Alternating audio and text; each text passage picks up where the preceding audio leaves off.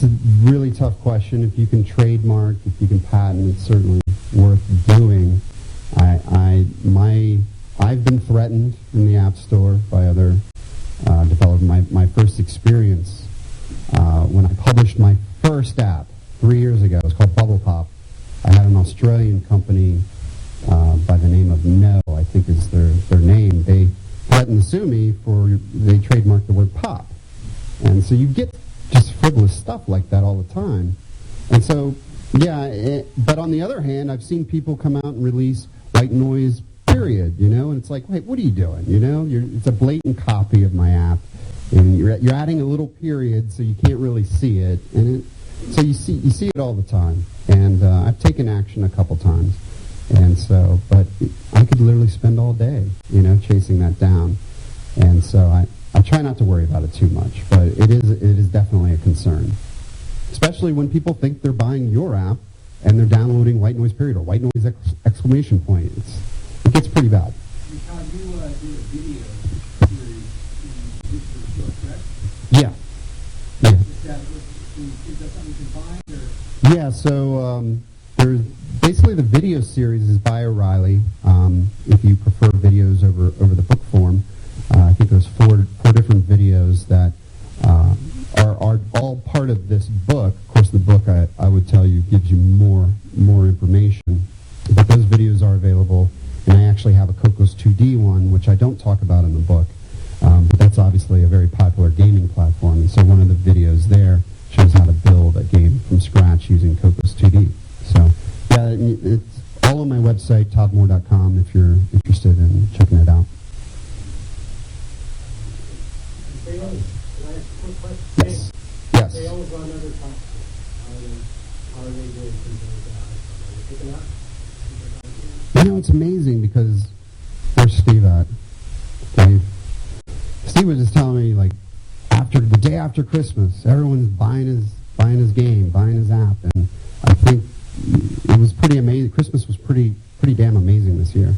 So, I mean, I saw sales double, triple on the iOS platform. And it's still going very strong. So this platform's amazing. The other platforms, no change. It's like, so it amazes me that Android is flat for me. It's been flat for all year, really. And Christmas, the dial didn't move any different. So there were no Android devices, being opened up on, I guess, Christmas, or nobody wants to pay for apps. And that's certainly what I see on the Android side. I don't know what it is about the iTunes customer. They don't mind spending 99 cents, whereas Android, they tend to gravitate toward the free. So on the Android side, I'll make more money off of my free app with advertising. So it's a different strategy. As far as how have all the platforms been, I'm in iOS. I guess if I were to rank it, it would go iOS, iPad, Android, Mac, very similar. So right away, Apple's in the top three, And then I would go with BlackBerry, believe it or not, after that. And then I was in on WebOS. It was a disaster. And Nokia, that was a disaster. I just got my first Nokia payment after a year. It was $75. So it's horrible. It was horrible.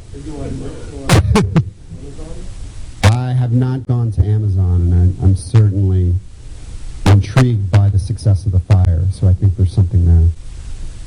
If you're doing exploring multiple platforms, are you using something like PhoneGap, or what are your thoughts on I have not used any of the cross-platform tools out there. I think if your original goal is to be on all the platforms, it's certainly worth doing. I think when you're writing a game, something that is a high performance, you're probably going to want to code it negative or going native. So it really depends. I didn't use any cross-platform. The only app I really went and took it to all the different platforms was White Noise. So, and the great thing about that is all the photos and all the sounds and all that stuff, all my resources, all my assets were easily portable to all the different platforms. And so you just had to rewrite, some of the basic code from Objective-C to Java or to C++ in the case of Nokia. And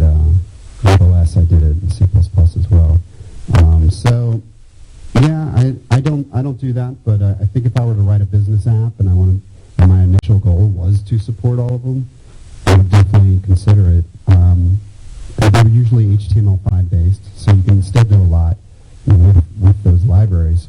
But I think I don't know. I could probably be convinced one way or the other, but I still just think native feels better to me.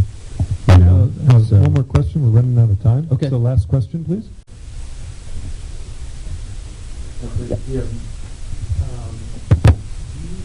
All the artifacts down, do you do that all in-house, or do you outsource it? Some of it is outsourced. I like to think that I can bang out an icon, but I'm not that good. So I do outsource some of my graphics. I try to use services like iStock Photo. They have a lot of great illustrations. I've gotten to the point where I can pull in an illustration and hack it up a bit. Thank you for downloading white noise. Crickets. And so I try to do everything myself, but if I'm ended up spending an hour, it's just not worth my time. So I'll usually go out and hire someone. I do.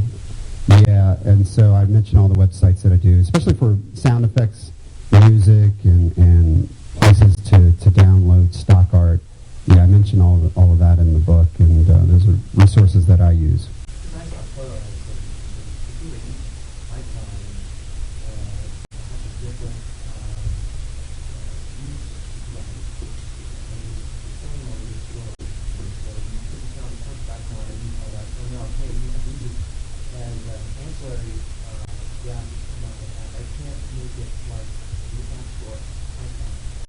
Oh, okay. Yeah, I mean, you do want to check the licensing on that. I think it was that restrictive as far as iStock Photo. I do. I like Shutterstock, same company, I think. But yeah, that's what I use. If I can find honestly what I do is I go to stock photo and I start searching to get ideas for how I want something to look. Maybe it's a bird or something, and I'll search for that, and then I'll look at it and go, can I do this myself? And I'll try to recreate it in Illustrator, and then when I fail, I'll either go buy that or have a friend make it for me. All right, good. We out of time? Or? We are.